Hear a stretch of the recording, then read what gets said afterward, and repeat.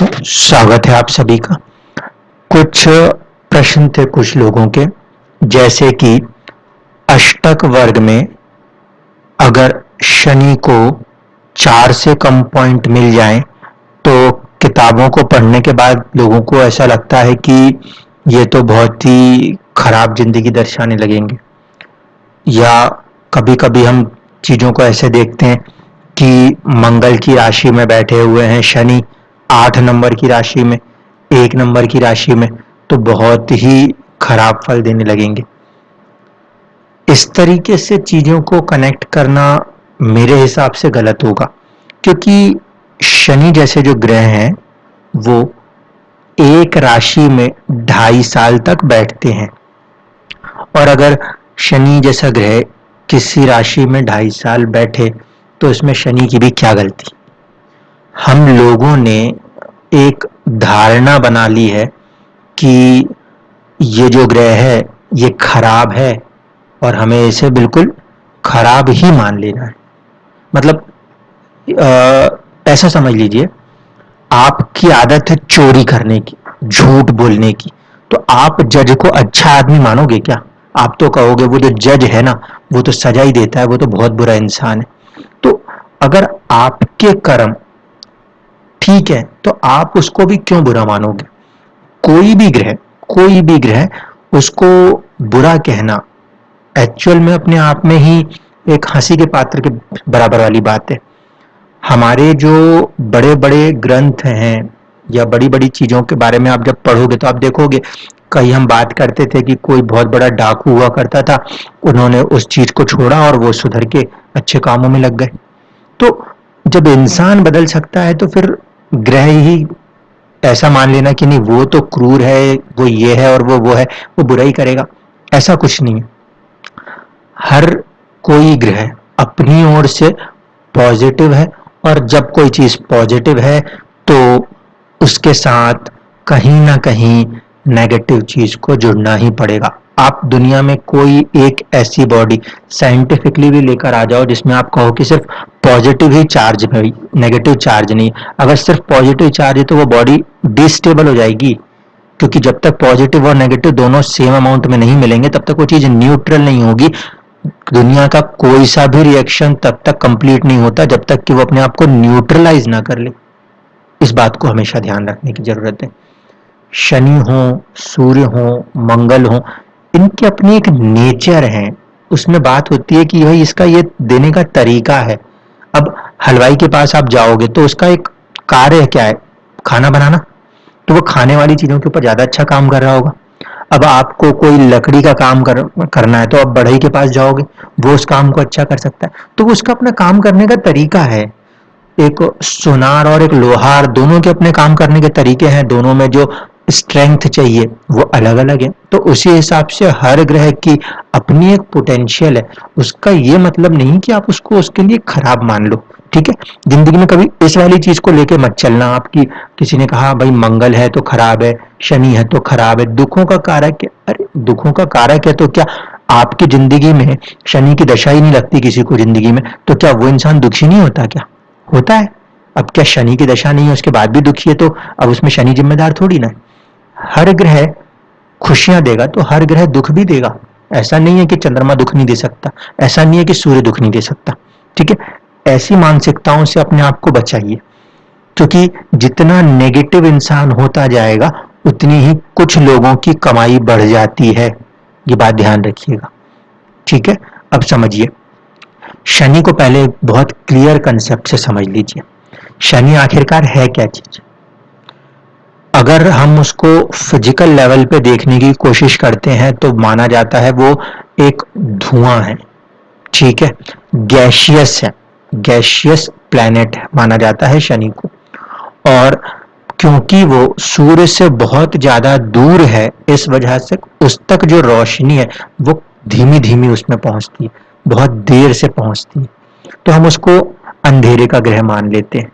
लेकिन आप अपनी जिंदगी में एक बार ठंडे दिमाग से सोचिए कि अगर अंधेरा ना हो तो आपकी जिंदगी मुमकिन है क्या? अगर रात ना हो तो दिन भर जो आपकी तेज गर्मी होती है उसमें आप कितना परेशान होते हो, रात को जब छांव होती है तो दुनिया का हर जीव अपने आप को जीवित रख पाने में सक्षम होता है। समझिए इस बात को। अंधेरा कोई ऐसी चीज नहीं है कि वो नेगेटिव है, अंधेरा पॉजिटिव है। आप एक्सरे निकालते हो, अंधेरे में निकालते हो, हड्डी उजाले में टूटती है लेकिन उसका पता अंधेरे में चलता है। शनि के साथ यही चीज जुड़ी हुई है कि वो हार्ड कोर रियलिटीज का प्लैनेट है। That is why he is called the जज, द जस्टिस। शनि कहीं भी बैठे, शनि कहीं भी बैठे, वो सिर्फ जस्टिस ही करेगा। उसमें ऐसा कभी परेशान नहीं होना कि शनि की दशा लग गई तो बिल्कुल खराब जाएगी, शनि नीच हो गए या ये हो गए। आपके कर्म के हिसाब से ही उसने अपना फल देना है। यही मेन चीज है कि हम 9 ही ग्रह 9 ही दशाओं तक चलाते हैं कि आपकी जिंदगी में पहले भाव से लेकर 9वें तक आपको ग्रह का है, 10वां आपका कर्म और कर्म का फल उसे फ्री छोड़ा है। इसलिए श्री कृष्ण ने कहा था कि आपका अधिकार कहां तक है? आपका अधिकार सिर्फ आपकी चाहतों तक है। आप जो कर्म कर रहे हो उसमें आप अपनी चाहतें लगा सकते हो, उसके फल का निर्धारण नहीं कर सकते। ठीक है, और यही ध्यान रखिए कि शनि ओरिजिनली काल पुरुष कुंडली में 10वें घर का ही तो स्वामी है, जहां पे कि कर्म हो सकता है, उस कर्म का फल देने का फैसला भी कौन करता है? शनि करता है। ठंडे दिमाग से सोचिएगा, जो काल पुरुष की कुंडली बनती है उसमें शनि ही एक ऐसा ग्रह है जो 10वें और 11वें दोनों को रूल करता है, जबकि बाकी सारे ग्रह जो है वो 9वें तक कहीं ना कहीं अपनी हिस्सेदारी बना लेते हैं। लगन पे मंगल, सेकंड हाउस में बात करें शुक्र, थर्ड हाउस में बात करें बुध, फोर्थ हाउस में बात करें तो चंद्रमा, फिफ्थ हाउस में बात करें तो सूर्य, सिक्स्थ हाउस में बात करें तो आपके बुध, सेवंथ हाउस में अगर बात करें तो फिर शुक्र, 8वें घर में बात करें तो मंगल, 9वें घर में बात करें तो गुरु। बचा कौन सा ग्रह? शनि। और उसके बाद सबसे लास्ट हाउस पे हम गुरु को दे देते हैं, क्योंकि ज्ञान भी अपने आप में कभी पूरा नहीं होता, उसके भी 2 हिस्से छोड़ दिए थे। इसीलिए अगर आप कालपुरुष की कुंडली को सही से समझते हो तो इस बात को समझो कि इस तरीके से चीजों को डिफाइन किया गया है कि सारे ग्रह मिलकर 9th हाउस तक जाते हैं, इसके बाद आता है आपका कर्म और कर्म का फल। इसीलिए शनि का जो रिजल्ट है वो इंडिपेंडेंट रहा करता है हमेशा। आपके जैसी नियत, आपके जैसे कर्म, या जो पहले से भी कर्म आपने किए और जिन नियतों के साथ आपने वो कर्म किए उसका ही तो फैसला हो रहा होता है। जस्टिस किसे कहते हैं? जब कोर्ट में जज साहब बैठे हैं तो उनके सामने साक्ष्य रखे जाते हैं और उसके बाद उनके विवेक पे ये फैसला छोड़ा जाता है कि इसने पहले वाली चीजों में उस समय सामने नहीं कर्म कर रहे आप, पहले आपने उस कर्म को किया है क्या, किया है तो सही है या गलत है, और उसका फैसला होता है।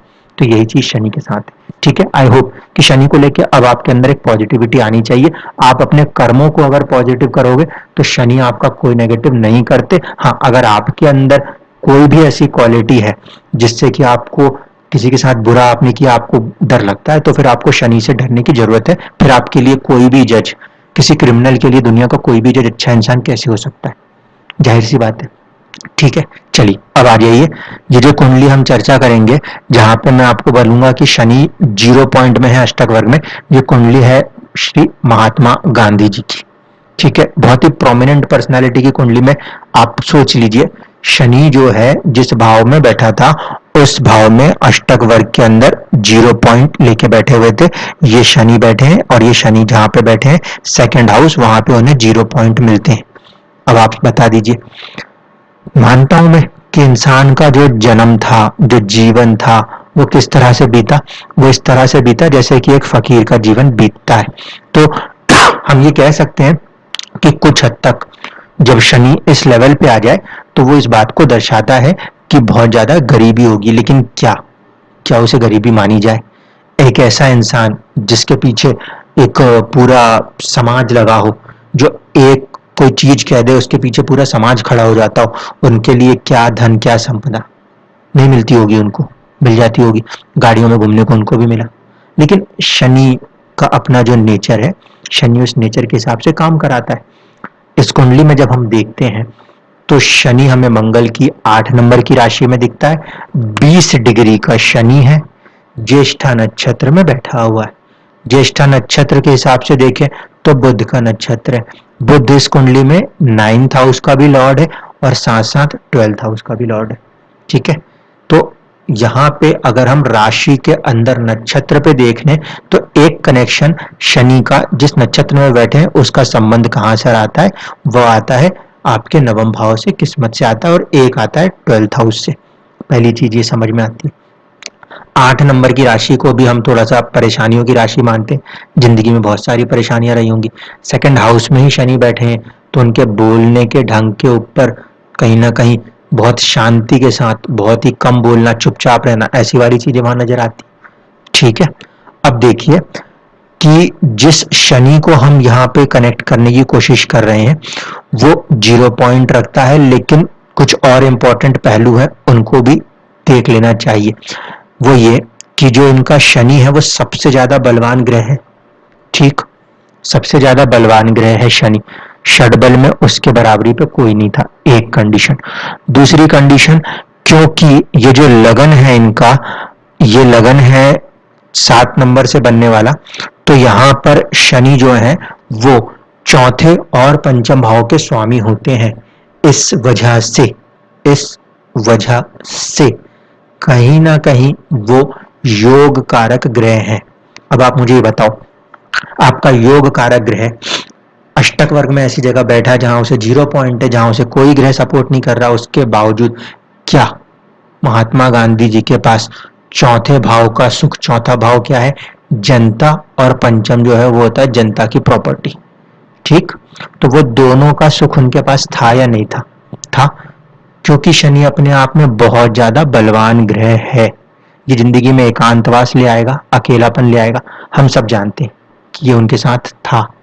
तो कभी भी ऐसे मत घबरा जाइए कि वो कोई ग्रह 0 पे चला गया, ऐसा तो किताब में लिखा है। वो ठीक है, लिखने वाले ने चीजों को लिखा है, हम उससे इनकार नहीं कर रहे, लेकिन उसको अप्लाई करते हुए देखिए।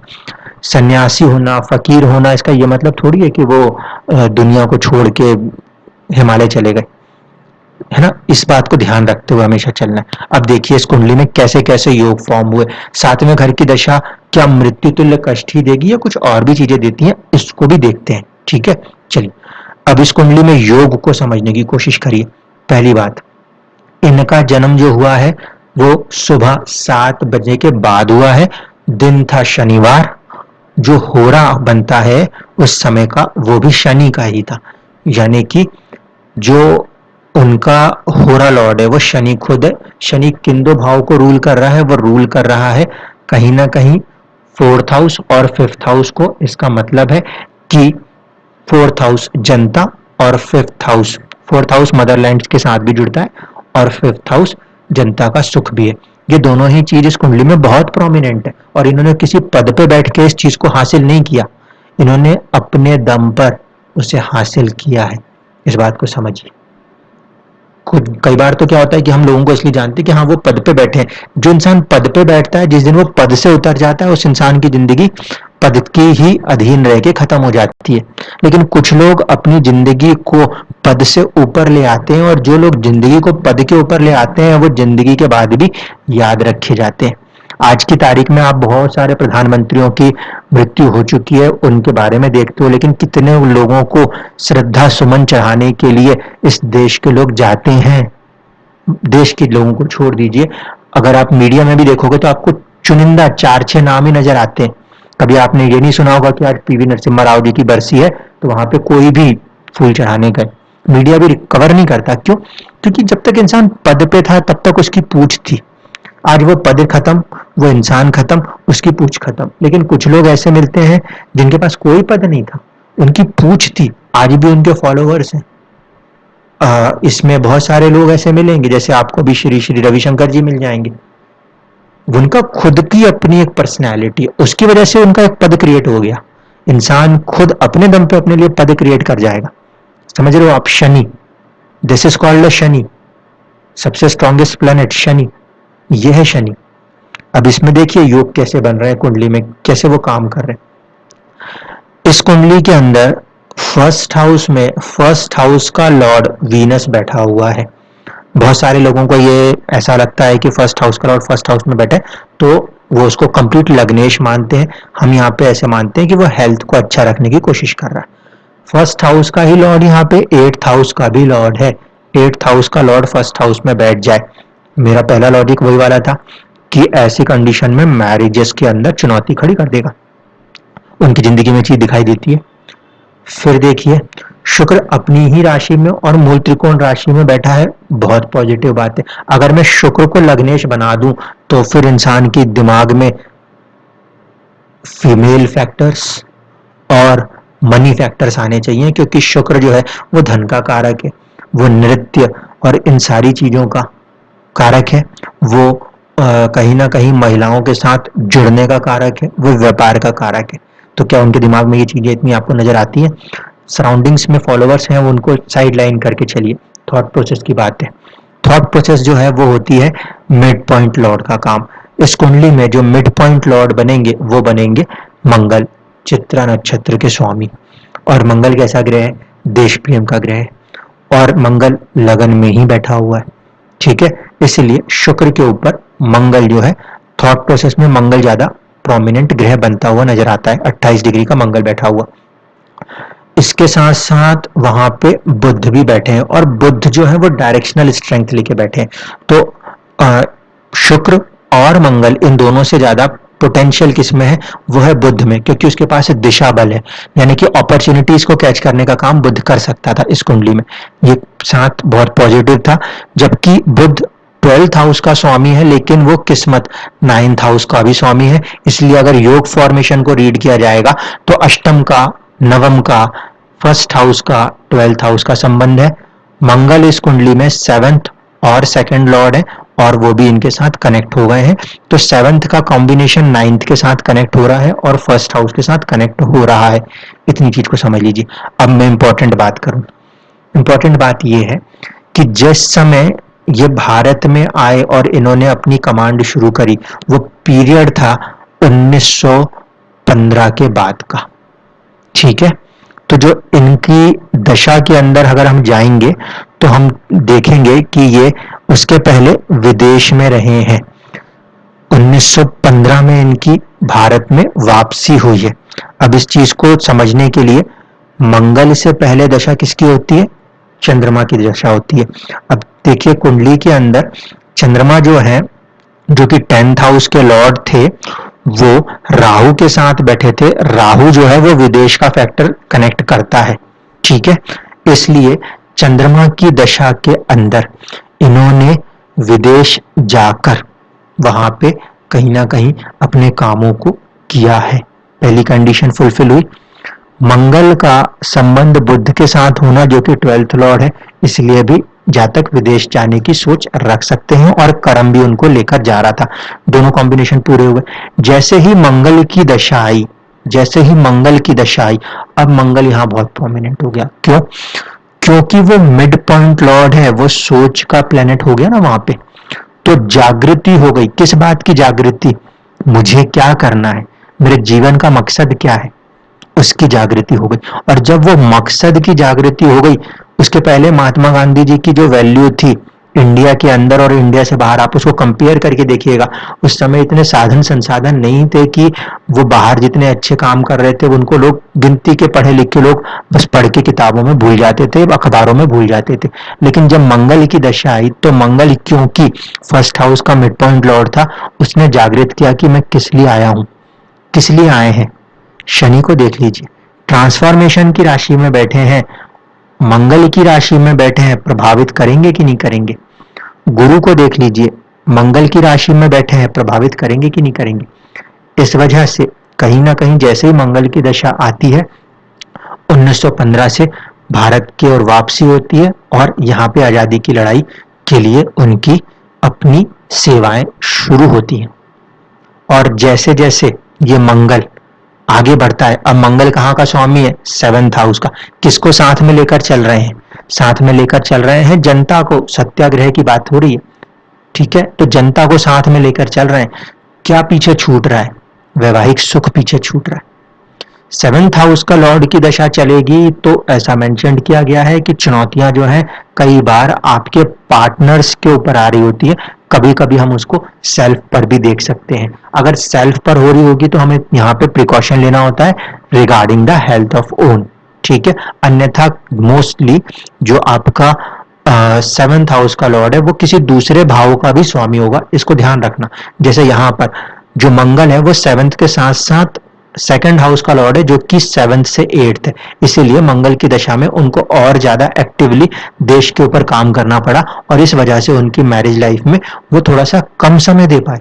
इसमें कोई गलत चीज नहीं है, ये कोई बुराई नहीं है, ठीक है। यहाँ पे मांगलिक है, मंगल अपना प्रभाव कर रहा है, इस मंगल ने कौन सी कोई चीज खराब कर दी, कोई ऐसी चीज तो नहीं खराब कर दी कि मंगल मांगलिक है इसलिए जिंदगी खराब, नहीं। आप अपने किसी मकसद को लेकर आगे बढ़ रहे हो और वो चीज आपको अगर उसमें सपोर्ट आ रहा है तो कोई बुरी बात नहीं कही जा सकती, ठीक है। इस बात को भी समझ लीजिए। मंगल की दशा के बाद राहु की दशा और राहु की दशा के बाद गुरु की दशा थी।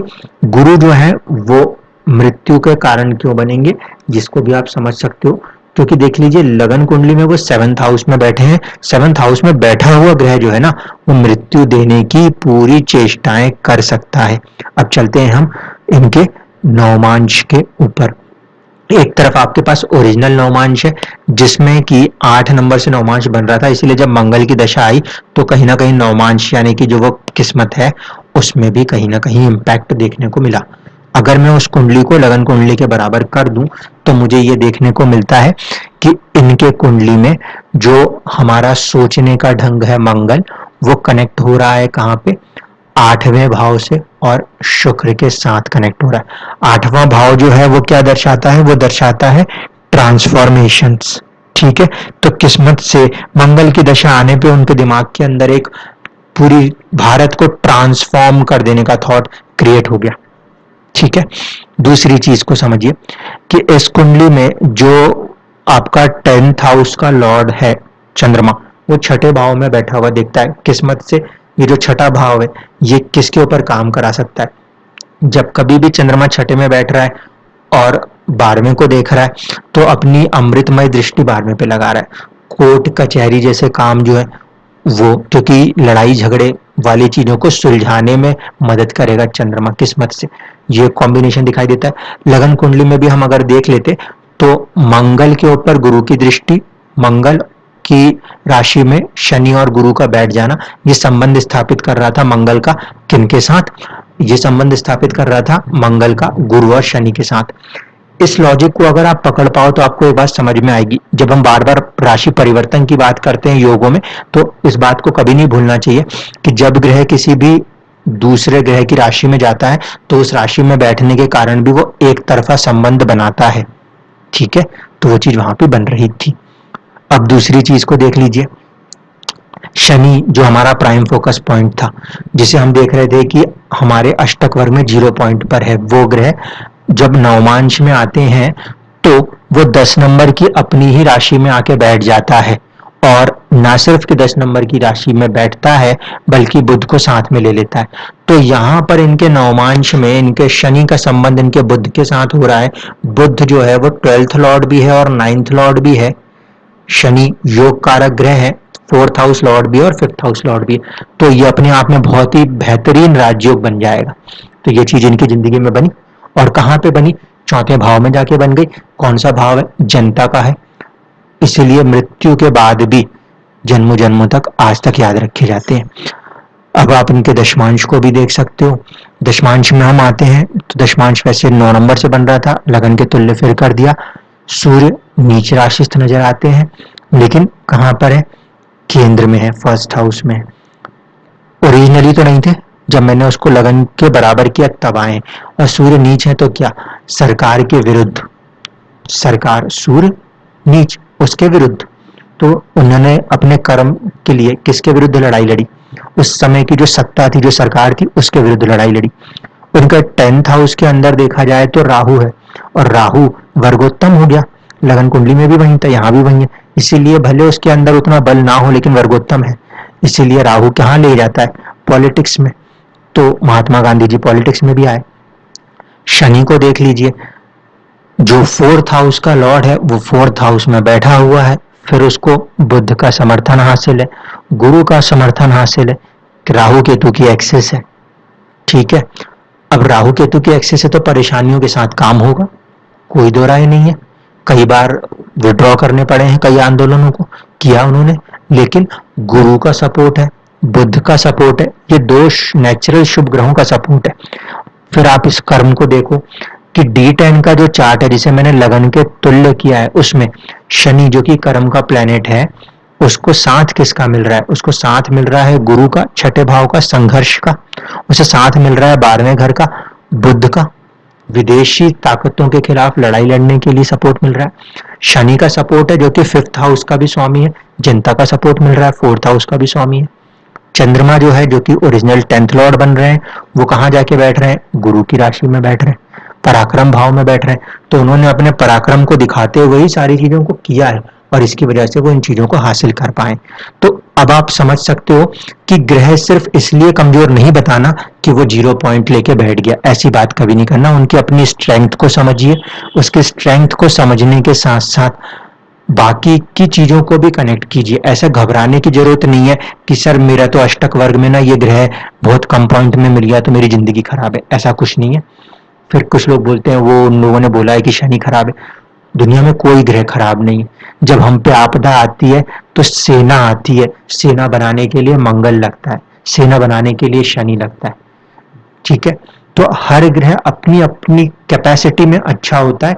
आप उस कैपेसिटी के साथ कनेक्ट करके काम करोगे तो आपका कुछ बुरा नहीं होगा। आप उसके अपोजिट कनेक्शन में चले जाओगे, जिंदगी आपसे कुछ और कराना चाहती है, आप उसके विपरीत में जाओगे तो फिर आप खुद ही अपनी जिंदगी बर्बाद कर लोगे, कोई दूसरे को उसको करने की जरूरत नहीं पड़ेगी।